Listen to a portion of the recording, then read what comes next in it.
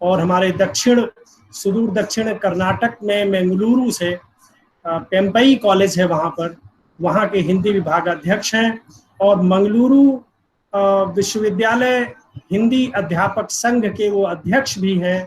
तो ऐसे दक्षिण के हमारे साथी आदरणीय डॉक्टर मंजूनाथ जी को मैं, अगर वो मेरी आवाज़ सुन रहे हैं तो मैं उन्हें आदर के साथ आमंत्रित करता हूं कि वो अपने वक्तव्य को आरंभ करें। आदरणीय डॉक्टर मंजूनाथ जी, जो पेम्पई कॉलेज मंगलुरु कर्नाटका में हिंदी विभाग के अध्यक्ष हैं। डॉक्टर मंजूनाथ जी, मेरी आवाज़ सुन रहे हैं?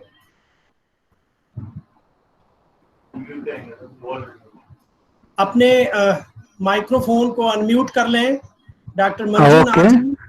अभी जी जी, स्वागत है, स्वागत। अभी सुन पा रहे हैं? जी जी, बिल्कुल आ रही है। आप उस जो वायर है उसको नीचे रखिए, आपकी आवाज बिल्कुल आ रही है साफ, कोई दिक्कत नहीं है। आपका श्री लाल बहादुर शास्त्री डिग्री कॉलेज के इस राष्ट्रीय वेबिनार में हार्दिक स्वागत है और अभिनंदन है। आप अपने वक्तव्य को शुरू करें, आदरणीय डॉक्टर। धन्यवाद तिवारी जी, बहुत बहुत धन्यवाद। मैं मंजुनाथ मंगलुरु में स्थित पोम्पई कॉलेज, मंगलुरु से जो 30 किलोमीटर की दूरी पर है, पोम्पई कॉलेज हेकड़ा के वहाँ के हिंदी के जो अध्यापकों। आवाज नहीं आ रही? आ रही है ना? जी जी, आवाज आपकी आ रही है, आप प्रोसीड कीजिए। तो मैं आप सभी को प्रणाम करता हूँ। तो मेरा परिचय जैसे कि मेरे मित्र तिवारी जी ने दे दिया है, तो मैं दक्षिण से बोल रहा हूँ, सुदूर दक्षिण से। आप सभी जो उत्तर के हैं, मुझे खुशी हो रही है क्योंकि आप सभी से मिलकर मुझे जो बहुत खुशी हुई है।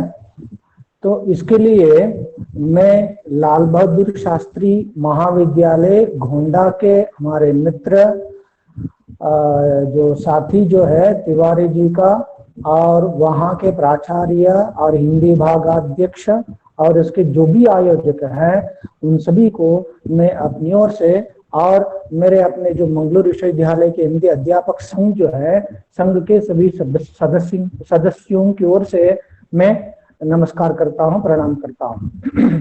तो आज का ये जो राष्ट्रीय, जिसके पहले हम जो सेमिनार करवाते थे और सेमिनार में सुदूर से लोग वहां पर किसी एक निश्चित जगह पर कॉलेज में आते थे, वहां पर अपना वक्तव्य प्रस्तुत करते थे, लोग उनको सुनते थे। आज यह ऐसा नहीं हो पा रहा है, तो इसका कारण कोरोना है।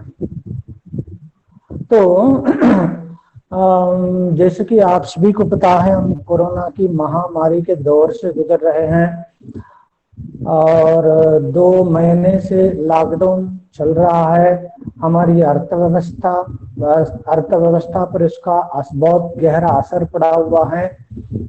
तो इस संदर्भ में देखा जाए तो हमारे जो साहित्यकार जो होते हैं, साधु संत जो होते हैं, त्रिकाल ज्ञानी माने जाते थे, उसका एक जो सबूत के तौर पर एक विचार मैं आपके सामने प्रस्तुत करना चाहता हूं कि सूरदास जी का एक भजन है। सूरदास सूरदास जी के काल के बारे में आप जानते ही हैं। तो उस काल में भी ये वर्तमान समय के बारे में ये जानते थे, तो उसके संबंध में एक भजन है। तो भजन में आपके सामने जो सुनाऊंगा, जैसे कि रे मन धीरज क्यों न धरे, संवत 2000 के ऊपर ऐसो योग परे। संवत, ध्यान देने की बात यह है कि संवत 2000 के ऊपर ऐसो योग परे, पूर्व पश्चिम उत्तर दक्षिण चहु दिशा काल परे। पूर्व पश्चिम उत्तर दक्षिण चहु दिशा काल पर है, अकाल मृत्यु जग माही व्यापे। अकाल मृत्यु जगमा ही व्यापे, प्रजा बहुत मरे। सहस सहस बरस लीग सतयुग व्यापे, सुख की दशा फिरे। स्वर्ण फूल बन पृथ्वी फूले, धर्म की बेली बढ़े। काल व्याल से वही बचेगा, जो हंसकर ज्ञान धरे। सूरदास हरि की यह लीला, तारे नाही डरे। सूरदास हरि की यह लीला, तारे तारे नहीं ठरे। तो इससे यह ज्ञात होता है कि सूरदास जी त्रिकाल ज्ञानी हुआ करते थे। उसी तरह के हमारे साधु संत जो होते हैं, हमारे जो पूर्वज जो थे, वे आगे आने वाली परिस्थिति के बारे में जानते थे। तो हम इस अवसर पर, जिसकी यह वेबिनार का विषय भी यही है, कोरोना समाज और साहित्य, उसके ऊपर जो किस तरह का असर पड़ा हुआ उसके बारे में। तो विश्व स्वास्थ्य संगठन ने कोरोना वायरस को एक महामारी घोषित किया। पहले एक एक राष्ट्र किसी बीमारी का शिकार होता था और उसे क्या है, हम जैसे कि एपिडेमिक कहा करते थे। तो यह पूरे विश्व में व्याप्त हो चुका है। तो इसीलिए से विश्व स्वास्थ्य संगठन ने, मतलब WHO ने इसको पैंडेमिक डिसीज बताया है।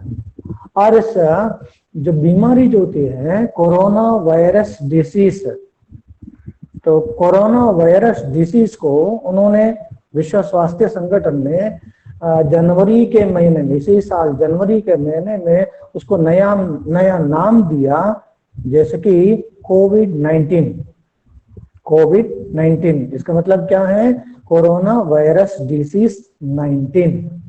तो ये कोरोना वायरस जो है, ये वायरस एक छोटा सा कण है, छोटा, जितना छोटा है जिसके हमारा बाल होता है, बाल का 900वां हिस्सा जो होता है, उतना छोटा सा यह वायरस है। इस वायरस से आदमी संक्रमित होता है और आप सभी यह जानते ही हैं। तो उसके बाद हम यह भी जानते हैं कि इस बीमारी के लिए कोई दवा नहीं है। दवा ढूंढने में सभी राष्ट्र के लोगों के बीच में होड़ लगी हुई है। और इस बीमारी से बचने के लिए क्या करना चाहिए, उसका उपाय क्या होता है, जिसकी हमें हाथ धोना चाहिए, बार बार हाथ धोना चाहिए, साबुन से हाथ धोना चाहिए, हैंड वॉश का इस्तेमाल करना चाहिए, सैनिटाइजर का इस्तेमाल करना चाहिए, और हमें मास्क लगाना चाहिए। और उसके बाद जिसकी सोशल डिस्टेंसिंग का हमें पालन करना चाहिए। इसका मतलब क्या होता है, हमारे जीवन में हमें अनुशासन के अनुसार चलना चाहिए। अनुशासन के बिना हम चलेंगे तो हमारे जिंदगी में यह खतरा जो होता है, हम ठीक तरह से सामना नहीं कर पाते।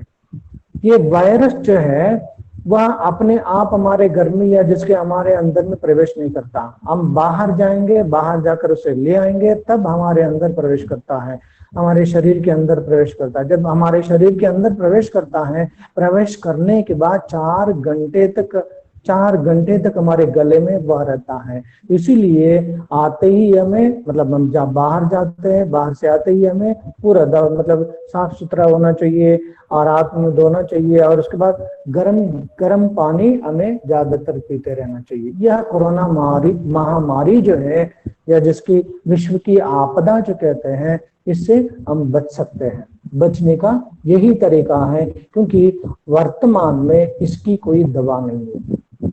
विश्व के 100 से ज्यादा देश के लोग अथवा देश के वैज्ञानिक जो हैं, इसके लिए दवा ढूंढने में लगे हुए हैं।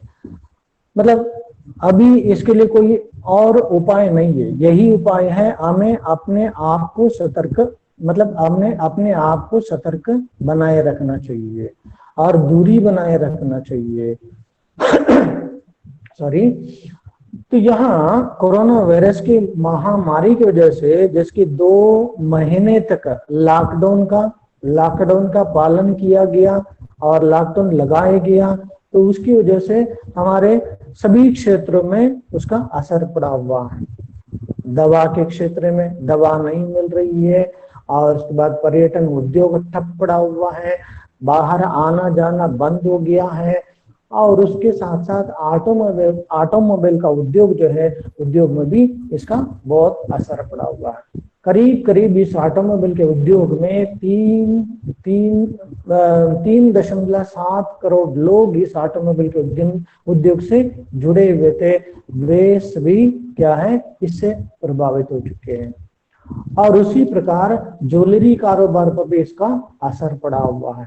ज्वेलरी जो है उसके कारोबार के जो उद्योग जो है उसमें भी इसका असर पड़ा हुआ है। और हमारी अर्थव्यवस्था पर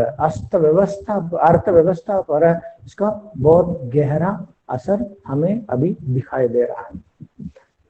और शेयर बाजार पर भी इसका असर दिखाई देता है। और तो इस तरह के हमारे सामाजिक जीवन, आर्थिक जीवन, शैक्षिक जीवन और सभी क्षेत्र में इसका जो असर पड़ा हुआ है, और इससे बचने का कोई, मतलब कोरोना महामारी जो है, इससे बचने का कोई अभी नजदीक उपाय नहीं दिखाई देता।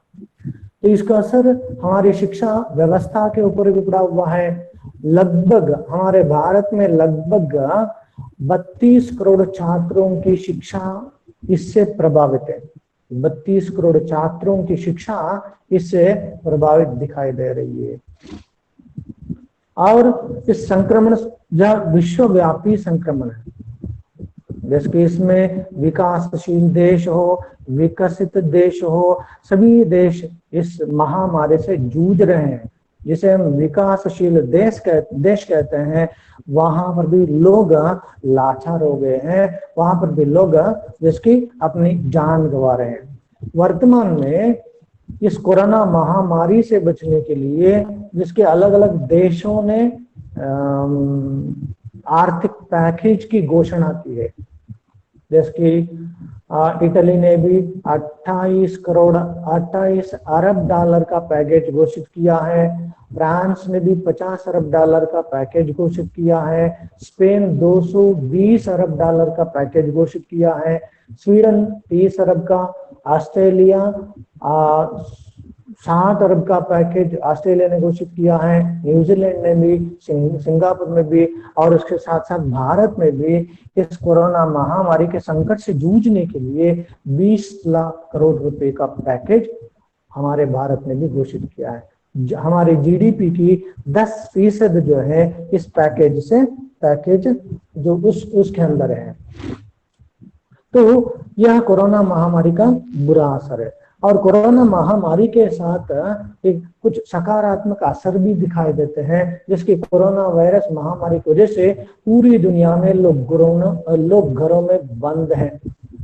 धरती इस अभ्यासी रूप से सकारात्मक असर यह है कि दुनिया की हवा साफ हो गई है, मतलब प्रदूषण की मात्रा कम हो गई है। हेलो, सुन पा रहे हैं? हेलो, सुन पा रहे हैं? आवाज आ रही है आपकी डॉक्टर साहब, बोलिए। हाँ, ठीक है। प्रदूषण की मात्रा कम हो गई। प्रदूषण मतलब हवा प्रदूषण हो या पानी प्रदूषण हो, जल प्रदूषण हो, ध्वनि प्रदूषण हो, तो इसकी मात्रा बंद हो गई है, मतलब कम हो गई है। जैसे कि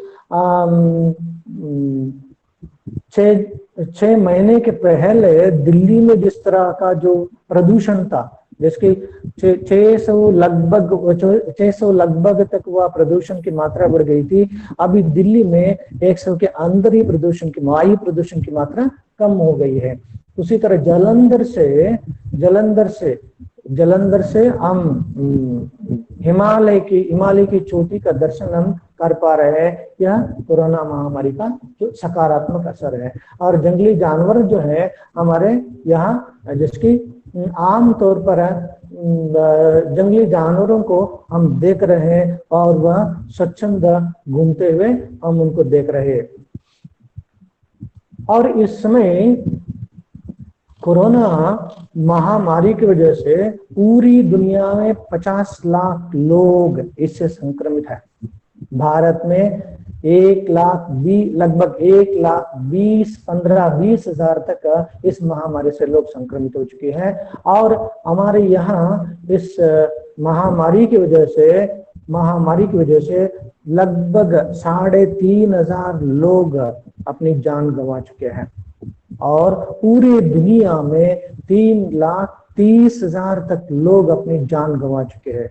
इसमें विकसित देश कहलाने वाला जो अमेरिका जो है, अमेरिका इसमें पहले स्थान पर है। इस संदर्भ में इसको कोरोना महामारी की जिसके आपदा जो होती है, आपदा के संदर्भ में इसके साहित्य, समाज सभी इससे प्रभावित है। समाज भी इससे प्रभावित है। इसके समाज के जो निचले तबके के लोग जो होते हैं, गरीब होते हैं या जिसके मजदूर होते हैं और रोज कमाकर खाने वाले लोग जो होते हैं, वो तो रोजी रोटी के लिए तरस रहे हैं, मतलब तरसने की जो नौबत आ चुकी है। तो यह इस महामारी का एक जो प्रभाव है। और उसके साथ साथ साहित्य के संदर्भ में भी देखा जाता है। साहित्य, जिसके हमारे मित्र ने भी कहा कि साहित्य समाज का दर्पण होता है। ठीक है, साहित्य समाज का दर्पण होता है। हमें उस दर्पण में समाज की सच्चाई को दिखाना चाहिए, किसी एक चीज को बढ़ा चढ़ाकर नहीं बताना चाहिए।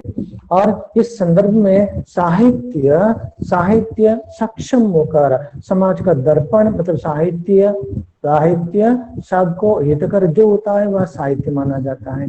इसीलिए जो जहां तक हो सके साहित्य में इस तरह के सकारात्मक विचार हमें दिखाई देना चाहिए। इससे क्या होता है, लोगों में डर पैदा नहीं होता। लोगों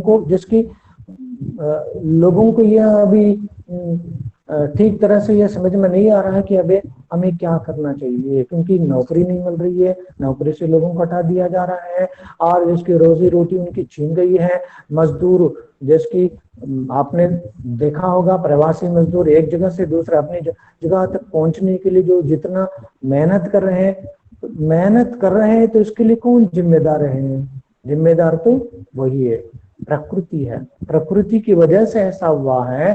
तो इस महामारी के संदर्भ में हमें किसी एक आदमी के ऊपर हमें या किसी एक व्यवस्था या किसी एक सरकार या जिसकी केंद्र सरकार हो या राज्य सरकारें जो उनके ऊपर यह आरोप नहीं लगाना चाहिए, क्योंकि हम सबको मिलकर इसका सामना करना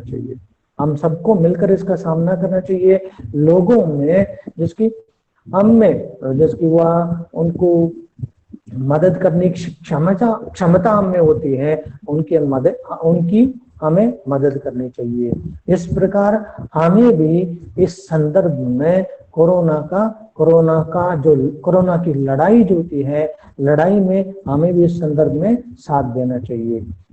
दोस्तों, जिसकी मैं सुदूर दक्षिण से बोल रहा हूँ, मैं हिंदी तरभाषी हूँ, मेरी भाषा आप सुन रहे हैं, तो फिर भी आप तो हिंदी के विद्वान हैं, हम तो हिंदी तरफ देश के रहने वाले हैं। तो यहाँ थोड़ा सा कर्नाटक के बारे में और हमारे प्रदेश के बारे में थोड़ी सी जानकारी मैं देना चाहता हूँ। तो यहाँ पर कर्नाटक में उतना जो कोरोना महामारी का उतना असर ज्यादा नहीं है, क्योंकि अभी जो लॉकडाउन का जो उसको डील दिया गया, तो बाहर से लोग ज्यादा आने लगे हैं, तो उसकी वजह से हमारे यहाँ जो इस तरह के संक्रमित लोगों की संख्या बढ़ रही है। फिर भी आज तक कर्नाटक में 1,700 लोग तक संक्रमित हैं और इसमें से 500 से 600 लोग संक्रमण से वह मुक्त होकर अपने घर चले गए हैं। इस तरह की परिस्थिति हमारे यहाँ पर भी है। हमारे जो जिला जो है मंगलूर मतलब वह दक्षिण के कर्नाटक के दक्षिण के प्रदेश में स्थित मंगलूर में इस तरह इसका ज्यादा असर अभी नहीं, मतलब यहाँ पर ज्यादा नहीं है। तो मित्रों, मुझे आपने सुना, सहा, मेरी भाषा को सहा, इसलिए मुझे बोलने का अवसर मेरे मित्र जो तिवारी जी ने मुझे बोलने का अवसर दिया और आप सभी से मुझे बोलने का मिलने का मौका मिला। इसलिए मैं अपने कॉलेज की ओर से, अपने साथियों की ओर से, दक्षिण की ओर से उत्तर वालों को मैं धन्यवाद अर्पित करता हूँ। बहुत बहुत धन्यवाद। धन्यवाद जी। धन्यवाद आदरणीय डॉक्टर एस ए मंजूनाथ जी, जो अभी बोल रहे थे और बहुत ही सुंदर वक्तव्य, बहुत ही सारगर्भित वक्तव्य आपने दिया है। मैं हृदय से आभारी हूँ, आपको प्रणाम धन्यवाद। करता हूँ, अभिनंदन धन्यवाद। करता हूँ आपका। आपने अपना मूल्यवान समय हमें दिया और हम ढेर सारी बातें, जरूरी बातें जो आपके द्वारा हुई, जो इस विमर्श को आगे बढ़ाने में, इसे संपन्न करने में जो महत्वपूर्ण भूमिका निभाएंगी। और मैं आपका आभारी हूँ। लाल बहादुर शास्त्री कॉलेज की ओर से मैं आपका आभार व्यक्त करता हूँ।